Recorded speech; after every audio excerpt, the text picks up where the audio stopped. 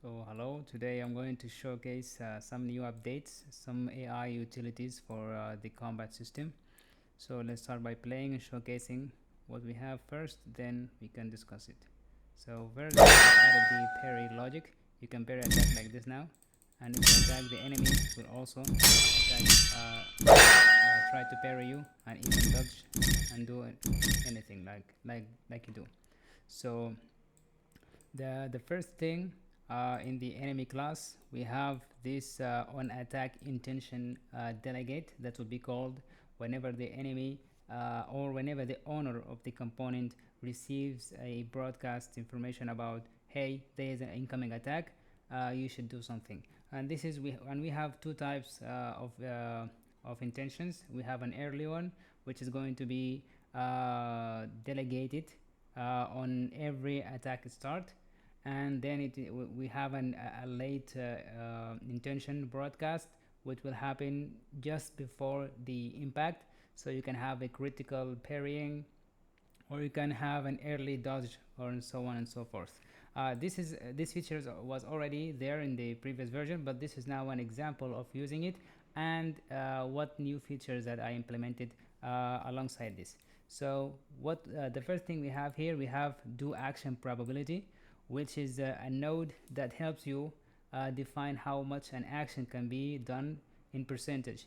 Currently I have 100%. I will do this thing, which is what, which is parrying or blocking, and and the component have the parry logic tied to the parry window. So the parry window will open whenever you start blocking, and if the attack happened during this parry window, then you will parry or do the actions that you want to do. So 100% of the time the enemy will do a parry, but let make it 10%, and let's see the behavior.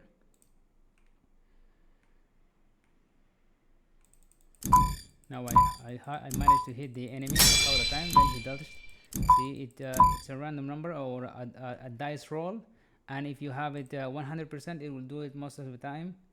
Every time, 50% most of the time, 10% like rarely doing it, and so on. So you can have an enemy that is very hard, which will block and dodge you all the time, and so on.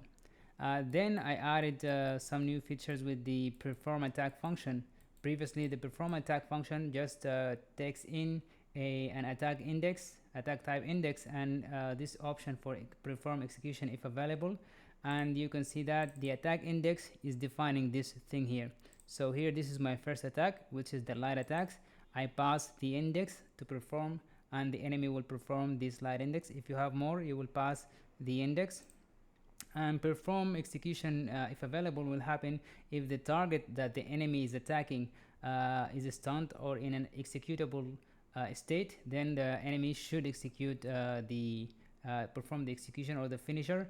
And you will have two types of finishers also, as described in the previous video. First, we have the regular execution, which is like this. You will provide an animation, and that this animation will require you to have a sync notified to sync the reaction with the attacking execution. And we have the use custom execution method, which will allow the enemy to use the contextual animation as described in the previous video. Let's give it just a small visit just to refresh you. So here where we are, let me just go to here and see on perform execution.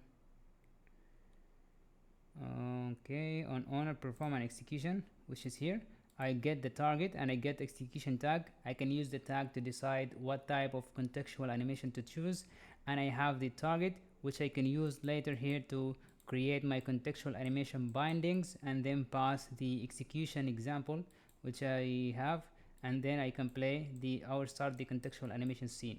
If you open the execution contextual animation, here you will have the animation and the reaction together in your scene, and you can decide the offset between the characters and so on and so forth.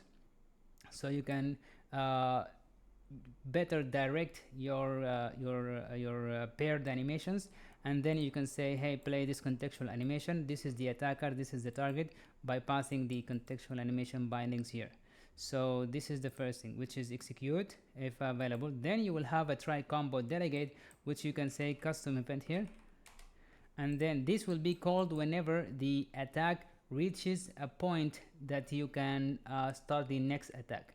Like if you have, let's go for example, we open the slash here at this point at the input dead zone, we cannot press the button to attack, but after the dead zone we can now stitch another attack. So I reach this is the first slash, then I can play the next slash from this point here, and this will also tell the enemy to do the same by using this element, this function here.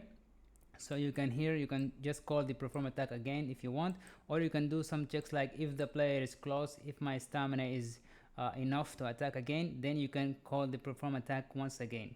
Okay, and we have a different function for this also, which is the this delayed action, which takes in a combat component, an attack type index 2, and then attack counts, which means, hey, perform this many of attacks, and it will cancel when hit if you take this, meaning if the enemy got hit during executing this action, he will cancel the attacks. And we also have the perform execution if available. The second thing here, if the enemy misses the attack, will also cancel the attacks.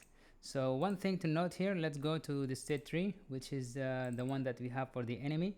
We have this move to player, and then we engage with the player, and if we missed or the player hit us and we cancel the action, we go and go to the dodging state, or in both cases.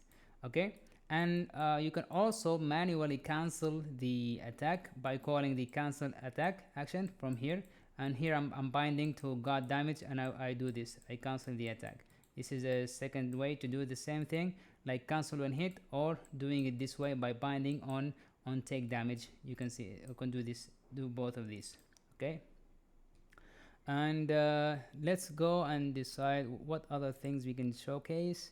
I think this is everything. Let's try to kick his ass. Oh yeah, one thing to note also, we can actually, let's go to the third person character, go to the combat component, and then let's not here, but let's see the delegate for on perform parry, or when I press left shift. Okay, here, this one, this is when I press the parry button. So I want to stun the attacker if I manage to parry. So let's do it. Parry. Then I perform the contextual animation, and you can see that the enemy actually is try to dodge right. This is because this is something wrong on the state tree, because on the state tree, whenever we finish the state or the state is completed, we go to the dodge state, either if we cancelled or if we finished attacking. This is why he moved, but in other cases this should not happen if you implemented the state tree correctly. But currently I parried the character and he stunned the attacker, and then I managed to execute him by the contextual animation attack. Okay, that's everything, and yeah.